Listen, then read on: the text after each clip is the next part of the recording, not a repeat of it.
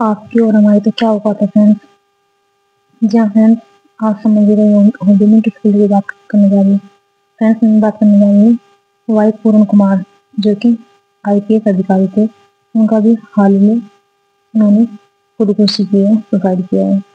और उसके बाद भी जस्ट 14 अक्टूबर को संदीप कुमार, जो कि एएसआई थे ऑफिसर, उन्होंने भी खुद को गोली मार के खुदकुशी कर ली है, सुसाइड कर लिया है। तो फ्रेंड्स, मैं ये कहना चाह रही हूँ, मैं आप लोगों को ये बताने नहीं आ रही हूँ कि डेथ हो रही है, सुसाइड हो रहा है। अब इस चीज़ का रीजन का हमें किसी को नहीं पता है कि क्या इनका रीजन है, इन्होंने क्यों सुसाइड किया है और क्यों नहीं किया है। बात सुनने में आ रही है कि ये SC/ST से रिलेटेड है। कुछ लोग तो कास्ट से जोड़ देंगे कि उस कास्ट से थे, उनके साथ में भेदभाव हुआ, तो इसलिए उन्होंने प्रेशर में आके सुसाइड कर लिया। और कुछ लोग इस चीज़ से जोड़ देंगे कि उनके परिवार में दो जॉब थी, उनकी वाइफ भी आईपीएस में, आईएएस से सॉरी, और उनके जो फ्रेंड है आईपीएस है। मतलब नंबर ऑफ इशू बहुत सारे हो सकते हैं। तो मैं ये कहना चाह रही हूँ कि India, that is Bharat, shall be union of state. मतलब हम बोलते हैं कि एक संघ है, ठीक है, हमारा जो भारत है, और उसमें डाइवर्सिटी है, बहुत ज़्यादा विभिन्नताएं हैं। लेकिन इस दुनिया में इतने सारे प्रॉब्लम है, उनको सोल्यूशन करना शायद ही इम्पॉसिबल है। लेकिन यहाँ फिर भी बाबा साहब भीमराव अम्बेडकर ने एक छोटा सा प्रयास किया था कि एक भारत का संविधान बना के, संविधान दे के कुछ हद तक के जो भी SC/ST OBC या इनसे अलग वुमेन्स को लेके कोई भी चीज होती है तो आप उनकी FIR वगैरह कर सकते हैं। तो मैं ये कहना चाह रही थी, उनकी जो वाइफ है एक IAS ऑफिसर है, और उन्होंने 8 दिन से उनका शव रखा हुआ है, उनका अंतिम संस्कार नहीं कराया है। अंतिम संस्कार जो नहीं कराया है, उन्होंने मांग की है कि जो वहाँ के जो हरियाणा के DGP है, या तो उनको अरेस्ट कराओ या उनको सस्पेंड कराओ, तब जाके हम उनका अंतिम संस्कार कराएंगे। अब ये तो एक जांच का विषय है कि क्या इस चीज़ के पीछे क्या विषय रहे होंगे।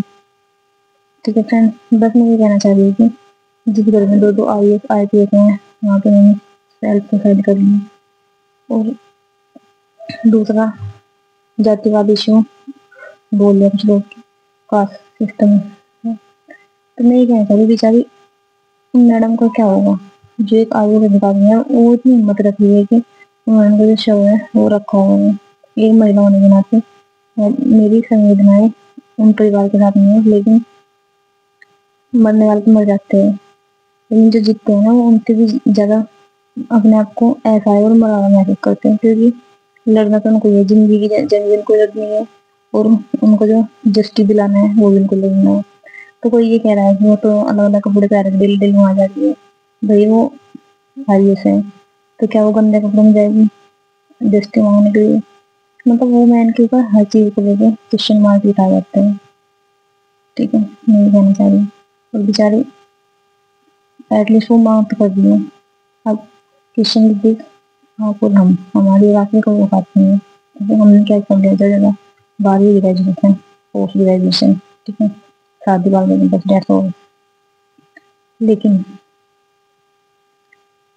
हम लोगों को मूल्य के बराबर समझे जाते हैं। हम लोग कोई प्रॉब्लम सोल्व नहीं करती है। अगर हम कोई FIR लिखवाने के लिए जा रहे हैं तो हमारी कोई भी प्रॉब्लम सोल्व नहीं हो पाएगी। ठीक है, तो ये देख लीजिए आप, जो एक IPS अधिकारी है, उन्होंने 8 दिन हो गए, उनको अंतिम संस्कार नहीं कराया। ठीक है, IPS अधिकारी है, IAS अधिकारी है, तो फिर आम जनता का, आम पब्लिक का, पुअर फैमिली का, ठीक है, और भी जो SC/ST और अदर बैकवर्ड क्लास, उन लोगों को क्या होता होगा, और जो बिना पढ़े लिखे लोग हैं उनको क्या होता होगा, उनके लिए कोई सुनवाई नहीं कर सकता है। जब भाई जो IAS मैडम है वो यार दिन से चक्कर लगा रही है, यहाँ की वार लगा रही है, उनके लिए कोई परमिशन नहीं होता।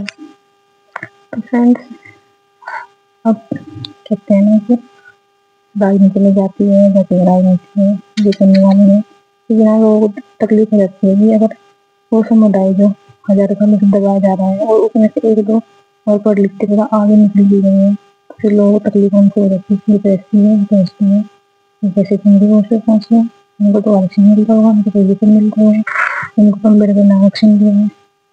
भैया आरक्षण ऐसे ही मिला है। अब पहले आप लोग उस जिंदगी को जी के देखो जो नहीं, जो लोग जी चुके, ठीक है, उनके साथ कुछ गिनती का लगान भी थी, वैसा होती है, यहाँ तक कि उनको लोग वेतन खा खा के करना पड़ता है, ऐसे ऐसे दिन देखे हैं उन्होंने।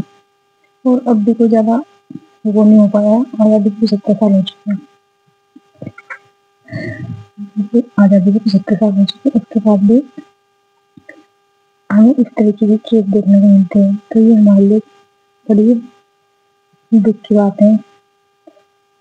तो फ्रेंड्स, मैं आप लोगों से लास्ट में ये कहना चाहूंगी कि चाहे आप किसी भी कास्ट के, ये मैटर नहीं करता, बिकॉज हम सबसे पहले इंसान हैं, बिकॉज हमारे पास में ह्यूमैनिटी होनी चाहिए। अगर हमारे पास में किसी के प्रति दया भाव प्रेम नहीं है तो फिर हमारा इंसान होने का कोई फायदा नहीं है। हमारे से अच्छे तो जानवर है, कम से कम वो दूसरे जानवर से अंदर दिख रख लेते हैं, ठीक है। और फिर फ्रेंड्स, कास्ट सिस्टम की बात तो एक जगह है जो लोग नगर में दौड़ता है, ठीक है। जिससे अगर कोई इंसान बीमार हो जाता है ना, जब उसको ब्लड की जरूरत पड़ती है, तो वो ब्लड ये नहीं देखा जाता कि कौन सी जाति का है, SC ST OBC, बस वही देखा जाता है कि कौन से ग्रुप का है, मतलब ये है बी है, ये है वो है। तो फ्रेंड्स, कहने का मतलब यही है कि इन जातियों की जंजीरों को तोड़ के हमें इंसानियत के रास्ते को अपनाना चाहिए, और चाहे SC ST OBC कोई भी कास्ट का हो, और कोई अच्छी पोस्ट पे है तो सबको सम्मान करें, और अगर नहीं है तो उनको प्रोत्साहित करें, उनको आगे बढ़ाएं, बिकॉज जो हमारा देश है वो तभी तरक्की कर पाएगी अगर हम मिलजुल के सब काम साथ करेंगे और सबको लेके आगे जाएंगे। अदरवाइज अगर हम एक चीज के ऊपर ध्यान देंगे, कम्युनिटी के ऊपर ध्यान देंगे, तो हमारे देश कभी तरक्की नहीं हो पाएगा। तो फ्रेंड्स, अभी जो हाल है 2 सुसाइड नोट्स मिले हैं, 2 अधिकारियों ने सुसाइड किया, ये बड़ी दुख की बात है। और इस सिस्टम पे कहीं ना कहीं काला धब्बा है। हमारे सिस्टम में ऐसी घटनाएं नहीं होनी चाहिए जो हमें देखने मिलता है। आपने सोचा कभी बच्चों के ऊपर क्या बीती है, उनके पेरेंट्स के ऊपर क्या बीती है, उनके वाइफ के ऊपर क्या बीती है।